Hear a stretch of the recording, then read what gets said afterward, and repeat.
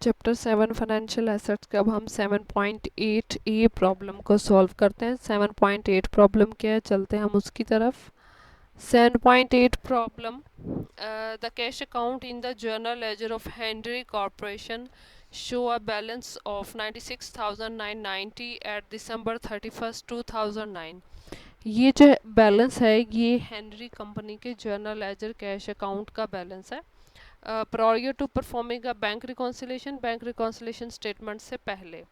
The company bank statement show a balance, company का जो bank statement है वो ये बैलेंस है। लाइक कंपनी के कैश बुक का बैलेंस ये है और पासबुक बैंक में कंपनी के ये बैलेंस है at the same date. An examination of the bank statement reveal the following, जब बैंक स्टेटमेंट देखी गई तो उसमें ये वाले प्रॉब्लम्स जो थे वो हमें मिले हैं। बैंक स्टेटमेंट में सबसे पहले क्या था जी, डिपॉजिट हुई थी अमाउंट 24,600 की एक, फिर बैंक सर्विस चार्जेस हैं 200, वो बैंक ने डिडक्ट किए हैं। आउटस्टैंडिंग चेक हैं 31,700 के, और 3,600 check marked NSF from Kent company was returned to Henry Corporation by the bank। $3,600 के चेक हैं जो हेनरी कॉरपोरेशन को रिटर्न किए गए हैं 2009 में ही। फिर वो कह रहे हैं कि जी a cancel cheque return by Henry corporation in the amount of 1250 for office equipment was incorrectly record in journal ledger as a debit to office equipment of 1520 and credit of cash of 1520। Simply ये है कि 1250 balance लिखना था उसने और उसने 1520 जो है वो लिख दी है, मीन ओवर राइटिंग की है। 1250 लिखना था, 1250 की जगह पे उसने 1520 लिख दिया है। ये नीचे जितनी भी इंफॉर्मेशन है ये मैंने इसको यहाँ पे अलग से लिख लिया है। डाटा जनवरी 1 2009। अच्छा, जनवरी 1 2009 में वो कहते हैं कि अकाउंट रिसीवेबल है हमारे पास 21,50,000 के, जनवरी 1 का डाटा है। Credit balance for allowance for doubtful date का क्रेडिट बैलेंस 40,000 है। Right of actual account receivable, वो जो अकाउंट रिसीवेबल जो आपने राइट ऑफ कर दिए जो आपको नहीं मिले वो 1,40,000 के हैं। कलेक्टेड अमाउंट, जो आपने अमाउंट कलेक्ट की वो इस वैल्यू की है। In this amount NSF check included, इसमें 3,600 जो NSF चेक हमें रिटर्न हो गए वो भी इसके अंदर इंक्लूडेड अमाउंट है जो हमें कलेक्ट हुई है। ठीक है, ये है जनवरी 1 2009 का डाटा, इस क्वेश्चन में ऊपर अवेलेबल है। दिसंबर 1 2009 में वो कहता है कि सेल है आपकी 1 लाख की, आपने क्रेडिट सेल की है। ठीक है, 6 मंथ नोट रिसीवेबल, मीन आपने सारी की सारी क्रेडिट सेल की है, 6 माह का 6% पे आपने नोट रिसीवेबल जो है वो एक्सेप्ट किया। दिसंबर 31 2009 में क्या कह रहा है, वो कहता है कि जी मनी मार्केट 75,000 से है हमारी। ठीक है, मनी मार्केट में जो हमारे अकाउंट्स तो हैं वो टोटल 75,000 के हैं। 300 के हमारे पास कमर्शियल पेपर हैं, 90 डेज उनका जो है टाइम पीरियड है। हाईली लिक्विड इन्वेस्टमेंट 80,000 की हमारी इन्वेस्टमेंट है इस वक्त। मार्केटेबल सिक्योरिटीज़ मीन हमारी इस वक्त 86,000 की हैं, ओरिजिनली वो 1,16,000 की थी। क्रेडिट सेल हमने की हुई है ये 20 मिलियन।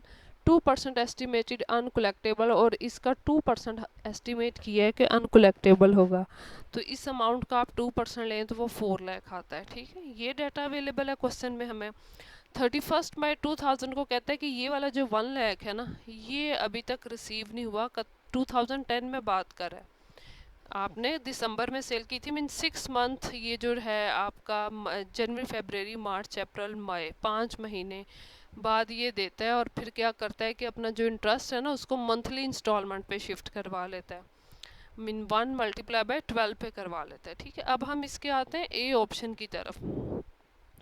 ए ऑप्शन इस वक्त हमें कह रहा है कि prepare Henry corporation bank reconciliation dated December 31 2009 and provide the journal entry necessary to update the company journal ledger account. अभी हमने क्वेश्चन के स्टार्ट में पढ़ा कि अमाउंट एक डिपॉजिट हुई है 24,600 की बैंक स्टेटमेंट में।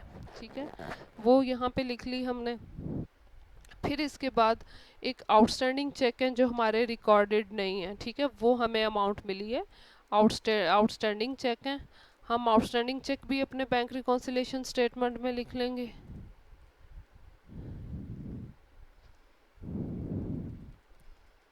ठीक हो गया। उसके बाद बैंक सर्विस चार्जेस, हाँ 200 डिडक्ट हुआ है हमारे इसमें बैंक स्टेटमेंट में, तो वो इसने इस बुक में नहीं किया हुआ, हम 200 वो यहाँ से डिडक्ट कर लेंगे। ठीक है, डिपॉजिट इन ट्रांजिट और आउटस्टैंडिंग चेक यहाँ पे आएंगे, क्योंकि जब कस्टमर ने डिपॉजिट कराए उन्होंने लिख लिए, तो बैंक ने वो लिखे नहीं, वो लिख लिए यहाँ पे हमने। आउटस्टैंडिंग चेक थे लाइक बैंक ने उनको माइनस नहीं किया हमारे अकाउंट में से। और 200 bank service charges, definitely bank ने तो अपने सर्विस चार्जेस रिकॉर्ड कर लिए, कस्टमर ने नहीं किए। और 3600 के चेक रिटर्न आए, वो भी बैंक ने तो नोट कर लिए क्योंकि बैंक के पास ही रिटर्न आया ना। तो 3600 के जब चेक रिटर्न आए तो वो बैंक ने लिख लिए, लेकिन कस्टमर ने अपने अकाउंट में नहीं लिखा कि वो अमाउंट जो है वो इसको वापस आ गई है।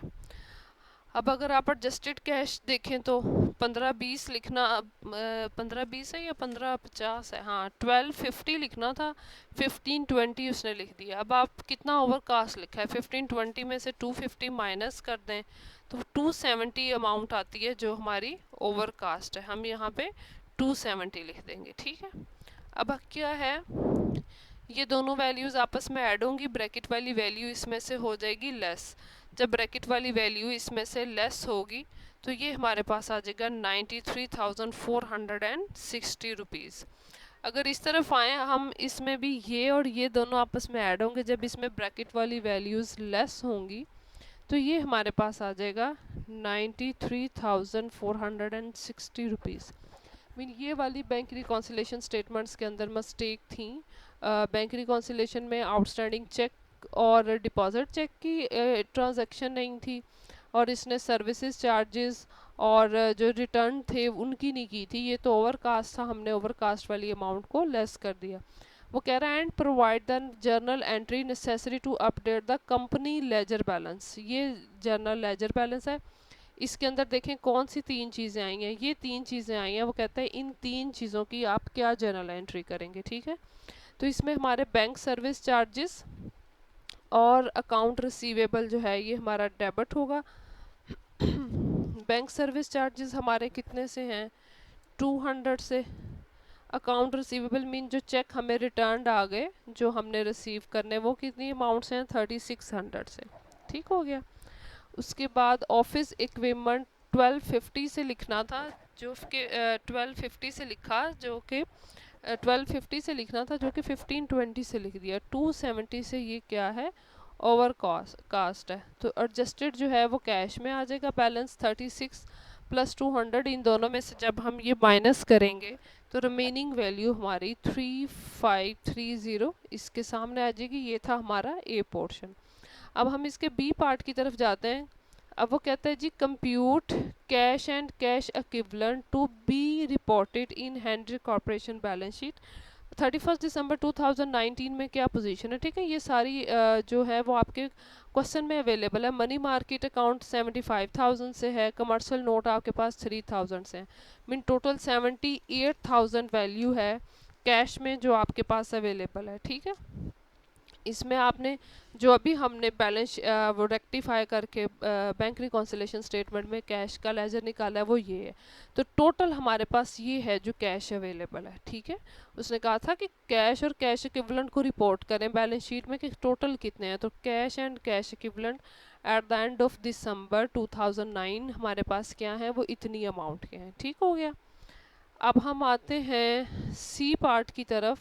सी पार्ट में कह रहे हैं prepare the adjusting entry necessary to account for note receivable.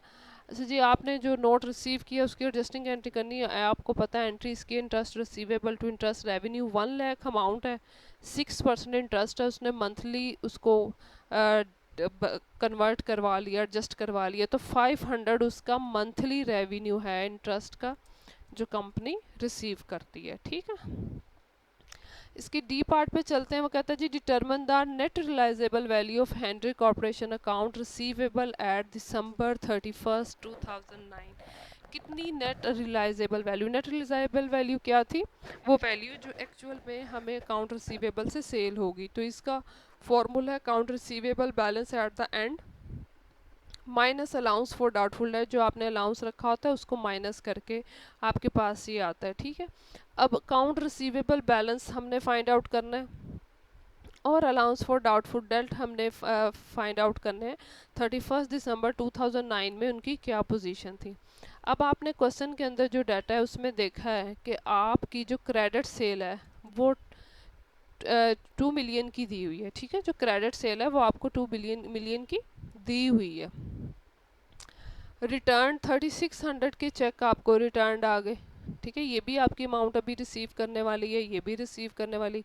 और क्वेश्चन के अंदर जो अवेलेबल आपके अकाउंट रिसीवेबल हैं जनवरी 1 2009 में वो 21,50,000 के हैं।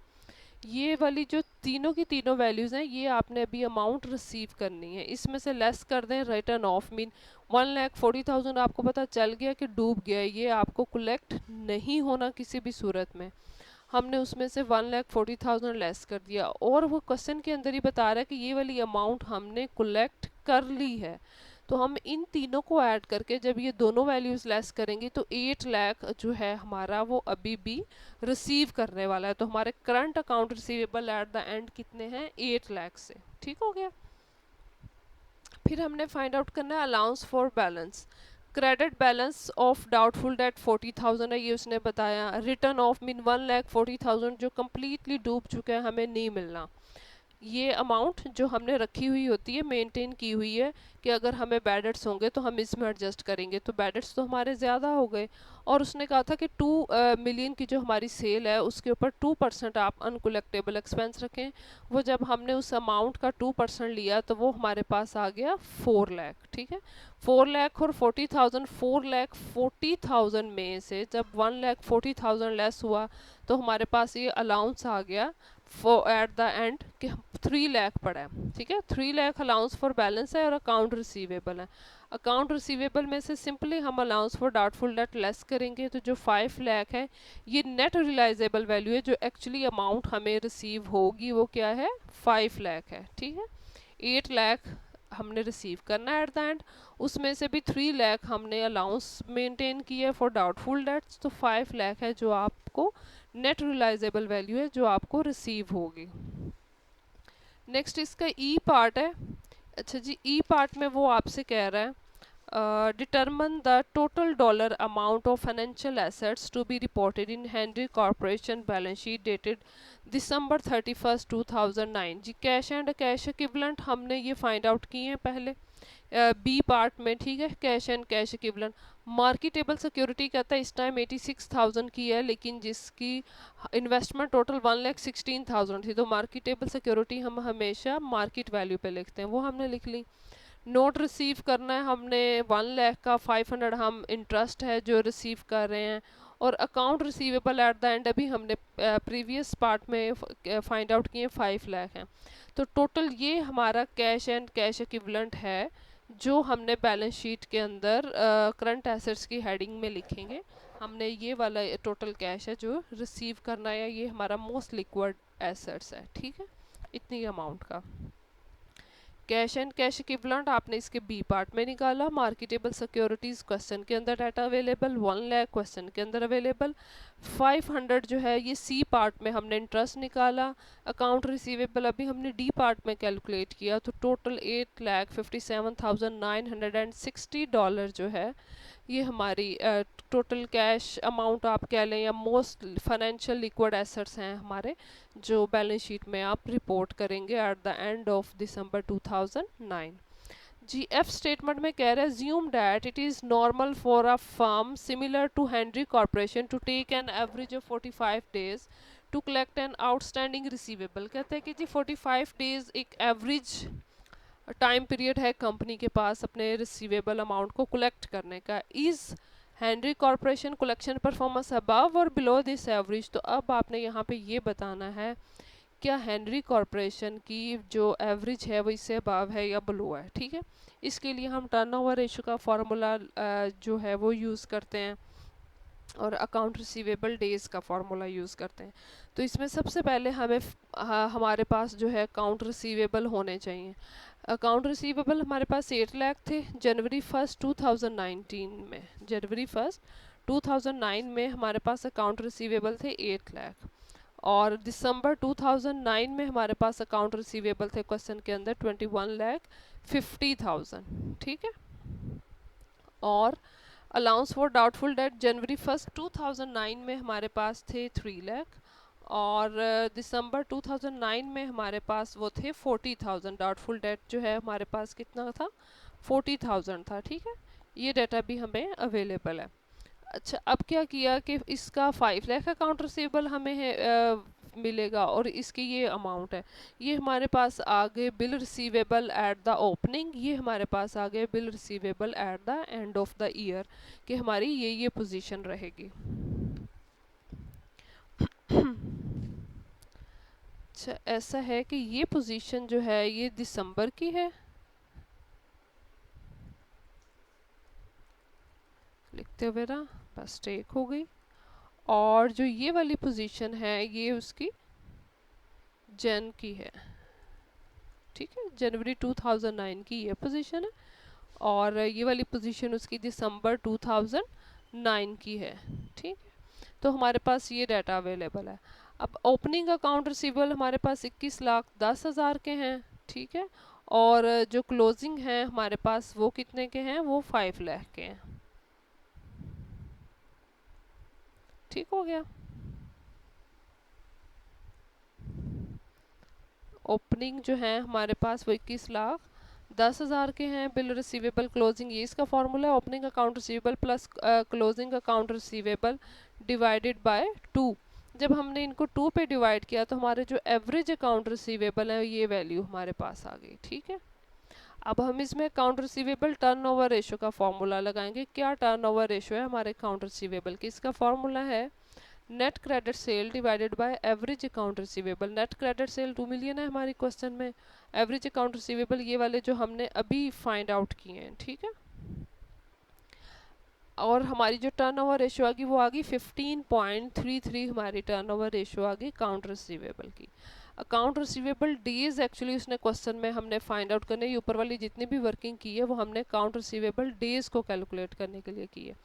कह रहा है number of days in a year, अगर क्वेश्चन के अंदर number of days in a year mention है तो आप वो लिख लें, अगर नहीं मेंशन है तो आप 365 या 360 नंबर ऑफ डेज जो हैं अपने वो लिखेंगे। ठीक है, डिवाइडेड बाय टर्नओवर रेशो पे कर देंगे तो हमारे 23.81 डेज आ रहे हैं एवरेज रेशो अकाउंट रिसीवेबल को कैलकुलेट करने की, 23.81 डेज, या आप इसको 24 डेज भी कह सकते हैं।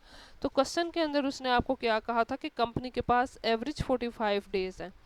क्वेश्चन में 45 का था, कैलकुलेशन करके हमारे पास 23 या 24 डेज आए। तो अब वो कहते हैं बताएं कि ये उसकी कलेक्शन परफॉर्मेंस अबव है या बिलो है, तो डेफिनेटली ये उसकी बिलो परफॉर्मेंस है एवरेज डेज से। ठीक है, so if the industry average is 45 days then Henry Corporation is below the average. ये आपका क्वेश्चन नंबर 7.8 था।